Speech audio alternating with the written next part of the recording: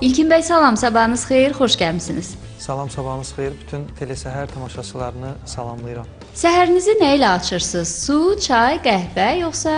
Səhər duran kimi mən bir stəkan su, yəni çiy su da belə deyək, içirəm və mənə çox müsbət təsir edir. Onda sizə bir su gəlsin, sonra başlayaq. Mütləq, mütləq. Sizə nuş olsun. İlkin bəy, rubrikamızın şərtləri ilə yəqin ki tanırsınız. Sizi bura dəvət etməyimizin səbəbkarı İlqar Fəhmidir. Onun yönləndirdiyi sualdır. Sizdən, özünüzdən sağ tərəfdəki birinci sualı götürürsünüz, açırsınız, oxuyursunuz və başlayırıq. Buyurun. Sizcə səsin yoxsa sözün gücü? Əsl sualı. Düşünürəm ki, insanlar bir-birini birinci səslə başa salıblar, daha sonra sözlə. Amma indiki dövrümüzdə mən ən çox sözün gücünə inanıram. Söz güclü olmalıdır ki, səsi də daha da güclü eləsin. Keçirik ikinciyə. Elə bu yaxın ərazdan başlayıram.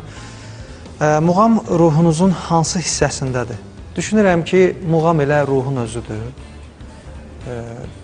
Azərbaycan deyəndə elə muğam yada düşür.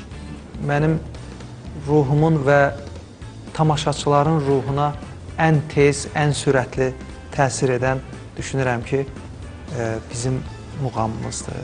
Yaxşıdır da, bu qısa lakonik, hə? Əladır. Keçək növbəti suala. Toplanı unutmuşsunuz. Ayda, mənim ilk itim olub toplan. Yox, unutmamışam. Çünki vəfalı heyvan idi. Vəfalı canlını heç vaxt unutmaq olmaz. Məğlubiyyət mərhələsi, narahatlıq, düzgünlük və s. Mən heç vaxt məğlubiyyət haqqında düşünməmişəm. Çıxdığım yolda, getdiyim yolda həmişə özümü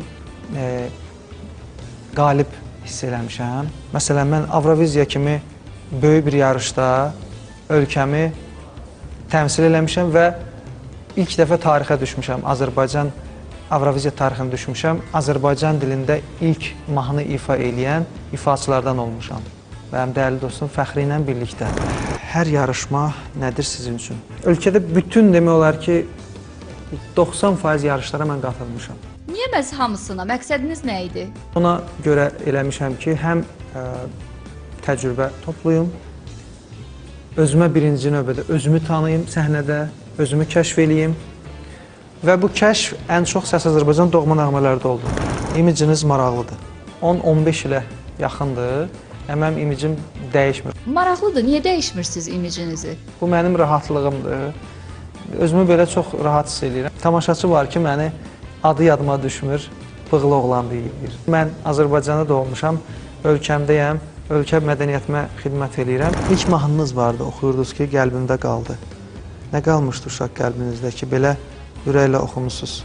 İlk ifam 4 yaşımda olub. Atamın qucağında, erkənliklərinin birində və mən o görüntünü görmüşəm. Təəssüf ki, o görüntünü əldə edə bilmirəm. Deməli, valideyn övladını kəşf eləməlidir, düzgün istiqamət verməlidir də? Düzgün verməlidir. İndi valideynlərim də musiqi şünas olublar, musiqiçi olublar. Hə, İlkin bəy, nəhayət gəlib çatdıq sona. İndi siz növbəti qonağımızı müəyyənləşdirəcəksiniz. Növbəti teleqonağımız kim olsun və hansı sualı ünvanlayırsınız? Əslində, rubrikanın ən məsuliyyətli deyərdim buna. Dəyərli aktyorumuz, dəyərli sənətkarımız, hər birimizin demək olar ki, dostudur. Firdovsi müəllim Atakişiyevi mən növbəti dəfə bu verilişdə görmək istəyərdim. Tarixi filmlərdə ümumiyyətlə Firdovsi müəllimi mən çox görmək istəyərdim. Dəvət alır, çəkilmirmi? Bilmirəm də onu mən bilmək istəyirəm və görmək istəyirəm Firdovsi müəllimi. Bu sualla müraciət etmək istəyirəm Firdovsi müəllimi. İlkin bəy, vaxt tapıb suallarımızı cavablandırdığınız üçün sizə təşəkkür edirik. Hələlik deyək tamaşaçılarımıza və bu gözəl şəraitə görə də mən Hil restoranına təşəkkür edirəm. Hicran elə gəldi, ayırdı bizi.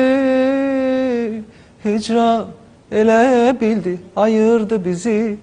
Bir idimin olub qəlbimdə qaldın, qəlbimdə qaldın.